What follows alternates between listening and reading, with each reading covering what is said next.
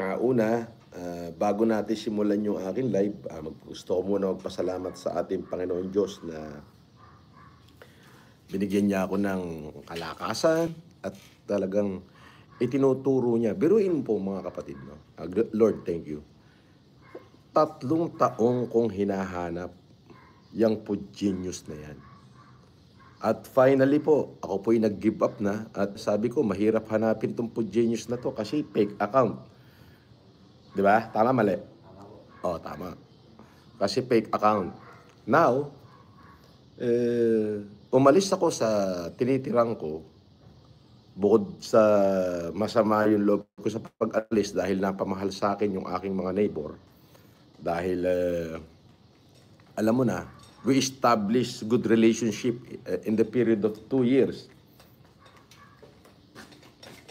Akalain mong kung kailan ako nag-give up, sana iiwas na lamang po ako at ako'y lilipat muna ng tirahan para makaiwas. Aba, itinuro sa akin ng Diyos kung sino mismo yung grupo ni Pod Genius. Buong grupo huli. Oh. Bigyan ko kayo ng sample. Oh, eto sample.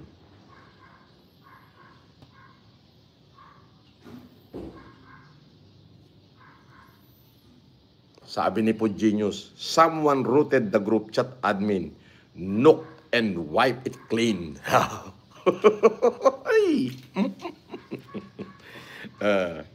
Sabi nila, they are guilty as fuck. Sabi niya, ayan o. They are guilty as fuck. Sabi niya. Now, all they want to do is to make me silent as early as possible. Putik po, Genius, yari ka na. Sabi niya, nag-left na rin sila sa ibang mga GC namin. Gusto na nilang magwatak-watak. Iyan. Finally, nawasak yung Pod Genius. Kaso may kaso na kayo eh. Oo. Kahit magwatak-watak kayo, may kaso na kayo. Magtutroan kayo eventually. Yung mga address nyo na sa akin na lahat. Hintayin nyo na lang yung inyong mga subwena. At speaking of the filing of the case, kanina ay pumirma na ako. Bibigyan ko kayo lahat ng sample. Resibo para maganda. Sabi, they know who is the traitor already.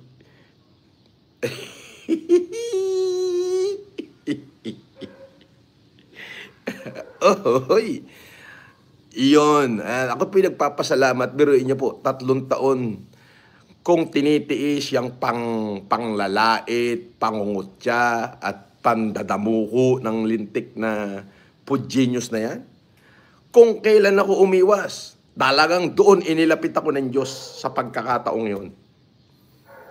Mga kababayan, hindi ko rin alam kung ako ay safe sa bago kong nilipatan. Ngunit I have decided na to face everything and rise. Opo, kasi ang hirap eh. Nagsama-sama ho itong mga ito. Oo. Pero katulad po na sinabi ko, ayan na ho, katulad niyan, yung mga pinagkakasuhan natin na yan, once again, sabi ko nga po, this too shall pass. Masyado silang na-excite kasi nung bagong lipat ako, pinicturean ako patalikod, di bigla ho sila lahat na-shoot sa kahon. Kung makikita nyo ho yung title, pakibasa nyo ho yan. Pod Genius, pakibasa mo na yung title ko. Alam mo ba, Pod Genius, na pati yung mga nagpapa-edit ka, pati yung mga kasama mo, iba na nagpapa-edit, nasa akin na lahat. Nagkantahan na. So, hihintayin mo na. Hintayin mo na. So, ayan, maliwanag na maliwanag ho yan. Tapos, may nakalagay dito. Doon sa kanila group chat, pakikita natin. Left the group. Left the group. Left the group.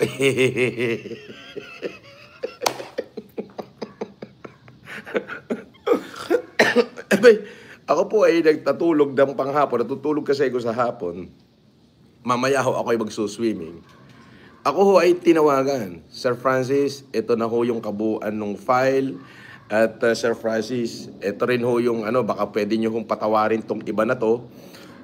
Willing ho silang makipag-cooperate, willing silang makipag-coordinate.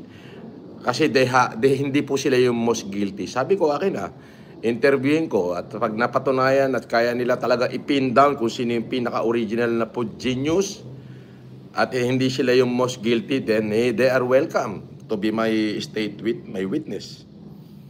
So kanina po, para hindi naman nakakahiya at baka sabihin alam niyo, kwentong kutsero lang. Kaya ho, mamaya po ay i-upload ko yung yung kabuuan ng aking pagpirma ng lahat sa piskalya. Yeah. Mamaya po i-upload ko.